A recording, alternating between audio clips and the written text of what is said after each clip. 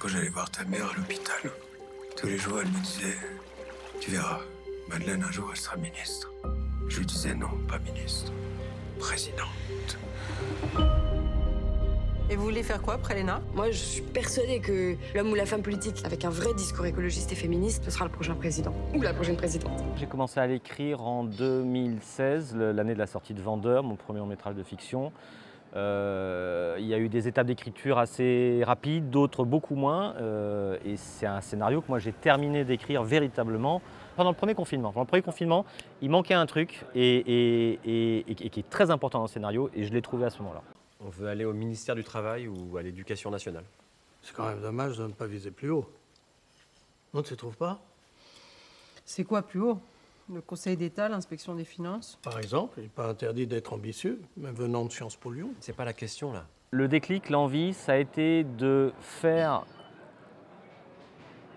qu'un personnage voit ses convictions les plus profondes, les plus nobles, parce que je considère qu'elles sont nobles, même si après tout se discute, hein, c'est la politique, mais pour moi c'est noble, de voir que ces convictions s'affrontent à un secret, ou en tout cas à un acte du passé qui est à l'encontre de ces convictions. Et de voir ce que ça produit, et de voir jusqu'où ce personnage peut tenir ses convictions. Cet été, sur une route au milieu de nulle part, Allez, avance. ça va pas! On s'est fait agresser avec mon copain. Alors comme ça, tu fais du bois. Lâchez-moi. Je te jure, je vais te défoncer. Bougez pas. Lâchez-moi. Bougez pas! Lâche ça. Madeleine, t'es avec nous? C'est un personnage qui aurait pu être dans le monde de l'entreprise ou de la boulangerie, je dis n'importe quoi. En tout cas, un personnage uniquement livré à son ambition professionnelle, quelle qu'elle soit. Mais j'avais envie que ces ambitions, elles soient nobles et qu'on ne puisse pas douter de son cœur pur. Voilà. Nous, notre ambition, c'est d'aller là où on peut faire bouger les choses. Moi, les gens qui veulent faire bouger les choses ou les lignes, ça me fait toujours un peu peur.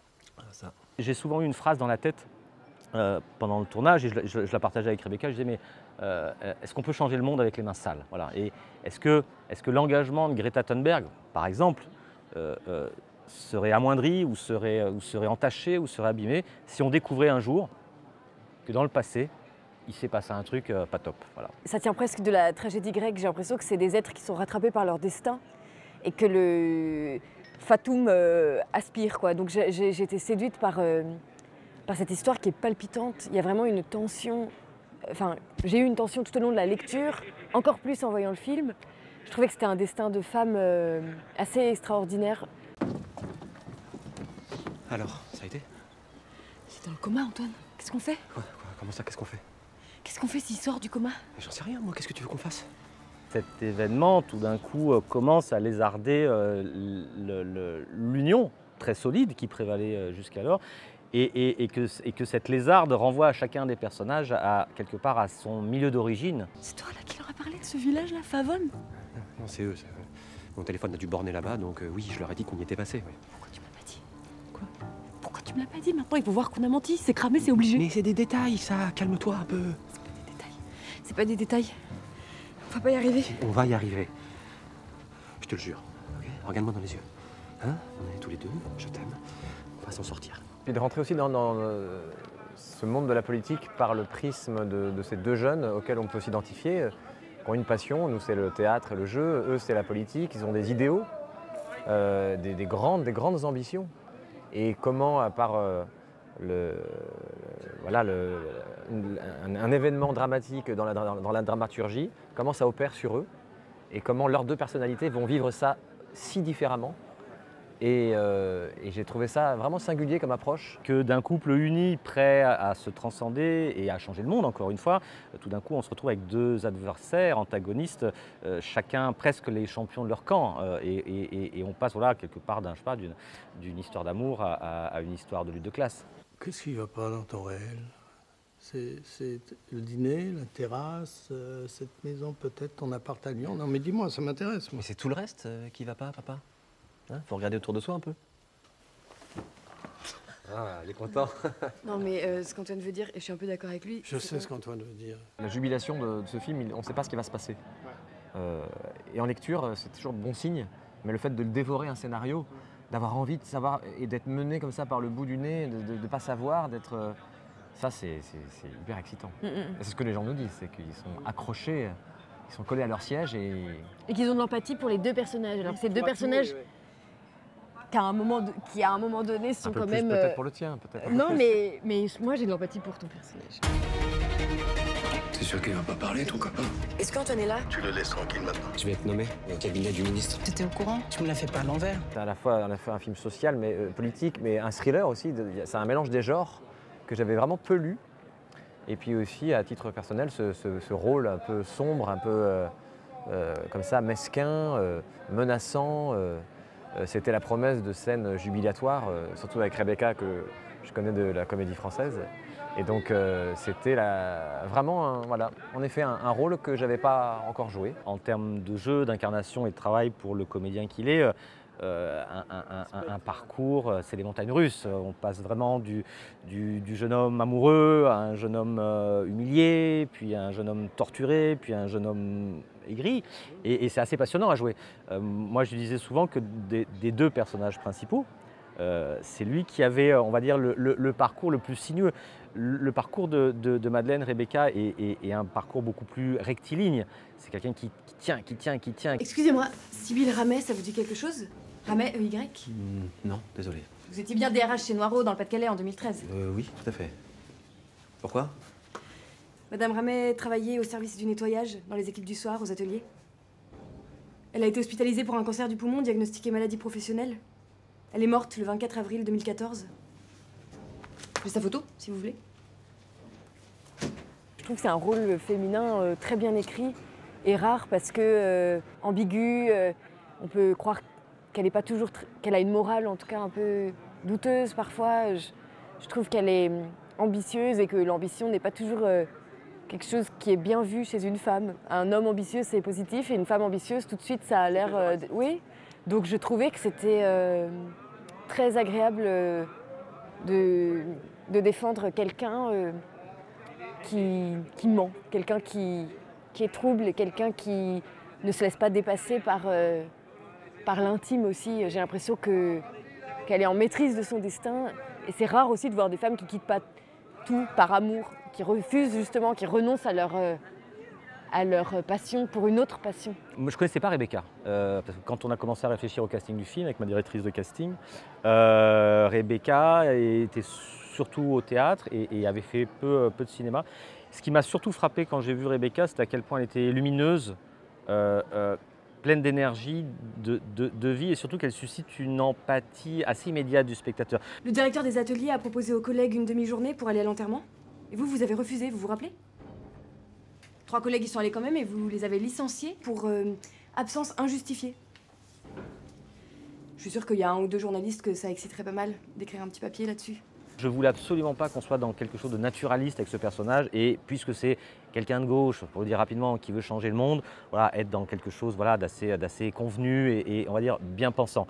Je trouvais que le fait qu'elle soit extrêmement belle, qu'elle soit extrêmement vivace, gaie, amener une composante supplémentaire au personnage et nous surprenait encore plus quand on voit le personnage dévié à la fin du film. J'ai l'impression que pour incarner un personnage, il vaut mieux essayer d'un peu le comprendre, même que ce soit un bon personnage ou un mauvais personnage, il faut avoir un minimum d'amour pour lui, quoi. Et donc moi, mais je la comprends vraiment parce que c'est une personne formidable qui a envie de faire de la politique et d'accéder au pouvoir. Pas pour le pouvoir, mais pour faire le bien, pour changer les choses. Changer d'abord le monde, changer de vie, elle, de sortir de sa condition aussi.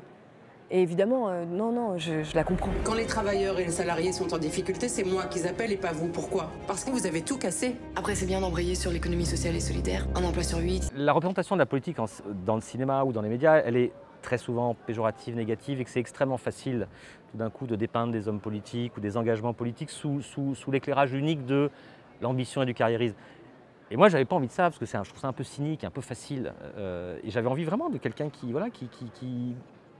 pour qui la politique est encore un acte noble au service des autres et qui est prêt à tout donner pour ça. Mais papa, quand maman était malade, quand on a dû quitter la maison, quand j'ai dû payer mes études, t'étais où toi?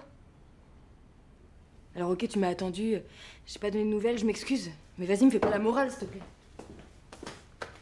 Le film est réussi pour ça, c'est que tous les personnages sont transformés. À la fin du film, Il n'y a pas un seul des personnages qui ne soit pas transformé par le drame ou par... Enfin, je trouve que c'est assez fort, ça, sur les visages, les corps juste la destinée, quoi. Donc je trouve que c'est pas mal. Tu te souviens ce que tu m'as raconté la dernière fois?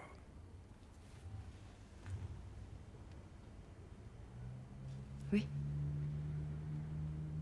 Mais c'est pas le moment, là. C'est pas le moment, t'es sûr? Oui. Il y a des scènes très intimes. Qui sont dures à jouer. Qui sont extrêmement difficiles. Souvent la question, la différence entre théâtre et cinéma, où il y a un naturalisme au cinéma et quelque chose de beaucoup plus technique, de projeté. Mais si c'est à l'échelle d'un film, il y a des scènes d'action extrêmement difficiles. Alors c'est peut-être plus technique, c'est plus corporel, mais il y a des scènes où on a l'impression que c'est très banal et que c'est tout petit ce qu'il y a à jouer et on galère mais pendant des heures sur un regard, sur la justesse d'une réplique. Donc non, là il y a... La difficulté, elle se situe ailleurs. Appelez-moi après votre grand oral, qu'on discute. En tout cas, tu l'as bien plu à Gabriel. Pourquoi tu dis ça? J'admirais tellement Emmanuelle Berco. C'est une actrice... je trouve que c'est une des plus grandes actrices françaises et mondiales. Enfin, pour moi, c'est une actrice extraordinaire, mais vraiment. Donc, c'est une chance de jouer avec elle. C'est une partenaire d'une générosité extraordinaire. En plus d'être une humaine très, très intègre et juste. C'est quelqu'un qui est mystérieux et qui est en même temps curieuse des autres et tellement généreuse qu'en fait, il n'y a même plus besoin de jouer. Non, tu trouves pas? Quand on est dans une salle avec elle, elle donne, mais elle est là, mais à 200%. Et c'est rare les partenaires en fait qui vous font vivre, qui vous tirent vers le haut puis qui vous font vivre la situation. On n'est pas en jeu, quoi. Moi, j'ai oublié que c'est pas elle qui est en train d'inventer sur le moment ce qu'elle dit. J'oublie les dialogues. On devient spectateur. C'est une bête de jeu. C'est assez rare, c'est vrai. Elle est extraordinaire, ouais. Je ne comprends pas ce que vous voulez, Madame la députée. Bonne question, qu'est-ce que je veux? Écraser mes ennemis. Les voir mourir devant moi. Entendre les lamentations de leurs femmes. Je crois que c'est ça que je veux. Ok. Elle fait femme politique dans son regard, son aplomb, son intelligence, la manière dont elle se pose. Ses films plaident pour elle, évidemment. Et j'ai très rapidement pensé à elle et je trouve qu'elle s'en paraît de manière extrêmement facile. Après, elle a travaillé de son côté, bien évidemment. Moi, je sais qu'on a rencontré ensemble des femmes politiques dont elle s'est inspirée. Mais il y a quelque chose qui a été très rapidement là sur... Elle dégage à la fois quelque chose de très charismatique, de très... on va dire, quand elle parle, on l'écoute. Et en même temps, je trouve qu'au fond de son regard, il y a toujours cette douceur et cette bienveillance. Voilà. Encore une fois, je voulais fuir absolument la caricature et des personnages cassants, durs, voire cyniques. Et je trouve qu'elle elle a réussi à composer un personnage tout en facettes. Et on sent à un moment donné dans le film, je pense, une certaine douleur cachée de quelque chose. Voilà. Allez, on va boire un café dans mon bureau pour commencer. Je veux bien récupérer la photo, s'il vous plaît. Le scénario n'était pas très long, donc il y a forcément des ellipses qui existaient déjà à l'écriture. Et puis ensuite au montage, on a forcé le trait avec la monteuse qui est excellente, Isabelle Poudvigne. Et on a assumé effectivement le fait qu'à des moments, on passe d'un état à un autre. Et je pense qu'il faut toujours faire confiance à l'intelligence du spectateur. Je vais pas y arriver. Te revoir, entendre parler de toi. Faut que tu disparaisses. Putain de lâche, Antoine! Si tu t'étais défendu, on ne serait pas là. Avec un bon avocat, je prends du sursis. Il y a un truc que je sens pas chez toi. Il y a quelque chose que tu te dis pas. Qu'est-ce que tu me dis pas?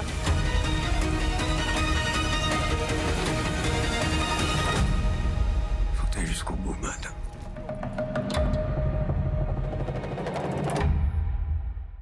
On avait aimé Vendeur. Vendeur, c'est le Quand premier même, film. la filmographie de la réalisatrice ou du réalisateur avec qui vous allez bosser, ça compte. C'est aussi l'envie d'un metteur en scène, d'un regard.